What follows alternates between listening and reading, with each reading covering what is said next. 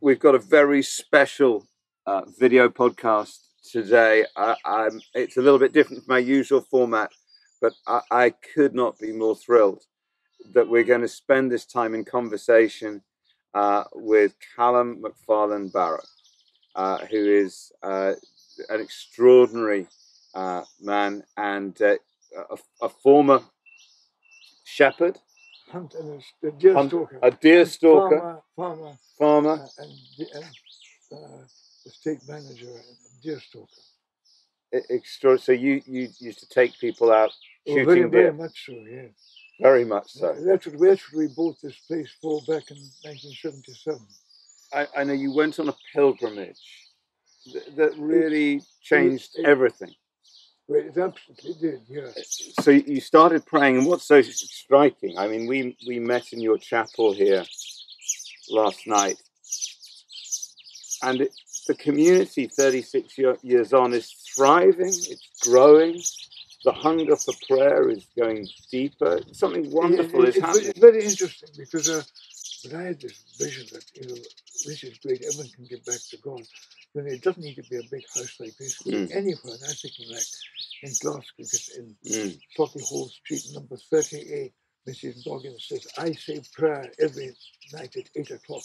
Why don't you join me? And I thought things like that could happen everywhere. Why shouldn't they? Why shouldn't they? Why shouldn't they? I want us just to take a detour to about Mary's meals, and then let's talk about prayer a little bit more. So we're sort of, forgive me, but in the middle of nowhere. I mean, we're in the. I know this is the center of God's own country. But we're lost in the hills. It's wonderful, and yet, and here you are praying, and yet something is happening here that really is touching the nations. And I know that I think it was two of your sons started Mary's Meals. Give us that. Yes, story. That came a little bit later. It began around 87, 89. We took a big pilgrimage out to Medjugorje of young people. Then the Bosnian War began. It was horrendous, And Magnus, who at the time, he was going into fish farming, salmon farming, not very far from here. He'd drive from here each day to the salmon farm. Anyway, when we saw the awful sights on television of what was happening out in Yugoslavia, our hearts really felt for these poor people. And someone put up an appeal for aid to go out there. And they offered Magnus and his younger brother, or slightly older brother, Fergus. He was also fish farming, so they got an old Land Rover, filled it up with medicine and all sorts of stuff, and joined a convoy from London and went all the way out to Medjugorje. He said, I've done my good act with my Christmas holidays. He gave them up to drive out there with his aid. And Fergus did too, and he thought that was his good deed done. But when he came back, he didn't realize we put out an appeal for aid, and all the sheds here were filled up with all sorts of stuff. Blankets, everything, food, everything, He said, gosh, I have to carry on. So he built a little 7-ton truck, and he drove it back and forth all the way to Bosnia. Then he married, then he met his lovely wife, Julie, and they both got HGV licenses, taking these great big Arctic lorries out. So he took stuff from here once. Yeah. And then he came back and found you'd filled the barns again, so he had to go again. I think I read somewhere he went 23 times trying to empty these barns. That's right, and because stuff was always coming in. Yeah. And that's how it began. Yeah, he told me yesterday 2.4 million children in 18 countries will be fed a meal today. Yeah, that's right. Every school. And it's because of really the life of the Spirit in this place, and that the way the Spirit moved your heart. Especially his heart. Yeah. He's got this incredible passion. His aim, and he's absolutely right. There shouldn't be a single child that is hungry in the world. That's right. There's plenty of food.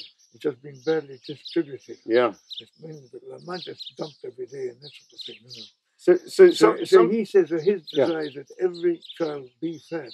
There's no limit. He's reached 2.4 million. that's just the tip of the iceberg, really. You know, he's got to go on, and he's a desire to go on, get them all fed. And that same very simple shed is we were loving this yesterday. Is still the global headquarters of this vast humanitarian project in all these countries, and your little shed just over there. It's amazing. And yes, and that little shed there, yeah. Beginning where I can remember it when long before we began the marriage thing, he and his brothers we had an old pool table which we managed to pick up. We had it in that shed. And I go out and there'd be beer cans round this thing and the whole thing full in there. He never dreamt then what it was going to a global headquarters. And some people think that, you know, prayer is detached from the world. And yet here we see so clearly that when people pray and seek God, that we catch his heart. And then we change the world. Yeah. Let's come back to prayer then. So I know you also went on another pilgrimage out. You were the reverse of the steps we've done, out to Iona from here. That's right. And you were talking to me yesterday about body prayer. Just tell me a bit more about that. I thought it was fascinating. Yes, well, I think so. When you're on the hill and you're walking along, and walking is such a good therapy for the body, as medically we know, if you can walk, it's the best thing to regain condition if you've been ill or anything. It's the same with prayer. And I find the two things combine really well. You know, if you're walking and praying, there's a really strong formation. Walking to me is the prayer of the body. Mm-hmm. And ordinary prayer, the prayer of the soul, the two are very efficacious. And another thing about walking, if you're walking, you find it on pilgrimage. If you're walking a long way, basically you'll be bored or find it a bit tiring or tedious or whatever, we just start praying. The man just fly by like that. They really do. Yeah. I promise that. Yeah. They just disappear, and you say, "Oh, I'm here." It's great, Yeah. you made it, you know. Yeah. So your mind is occupied, you know. And I just love praying outside on that. I love praying in the chapel, with the presence of Jesus there. But praying on the hill is very special. Well, there's no limit to it, you know. Yeah. It's brilliant. But I mean, talking about prayer, I think to me, prayer is my best friend. I think if we describe it like that, I can't think of any. It's always available. Whether it's night or day, you can always access prayer. Yeah. Anyone can access prayer. And I would say whether doesn't matter what faith a person is, what denomination, or even if they're no faith, even if they're agnostic and say, I want to there's a God or whatever, or for God's sake, pray. Yes. Just pray and say, look, God, if you are there, come into my life. And if you do that. Well, Calum,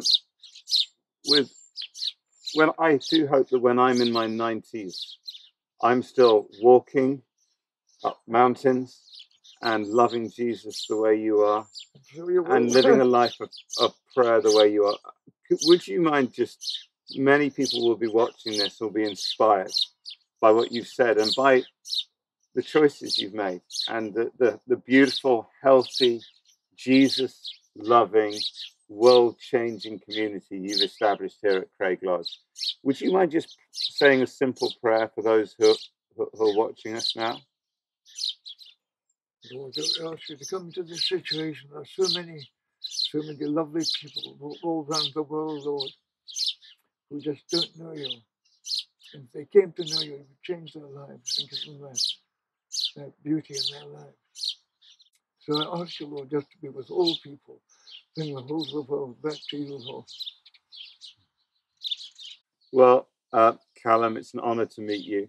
You've been so kind. Thank you for letting us stay at Greig Lodge. You've got to come back. Oh, we would love to come back. Top of the hill. Yeah, well, we're going to go up there now, actually. Oh, great. Yeah. Great. Yeah. So thank you so much, and God bless you. Oh, thank you, Pete. Thank you very much indeed. Thank you. Bless you.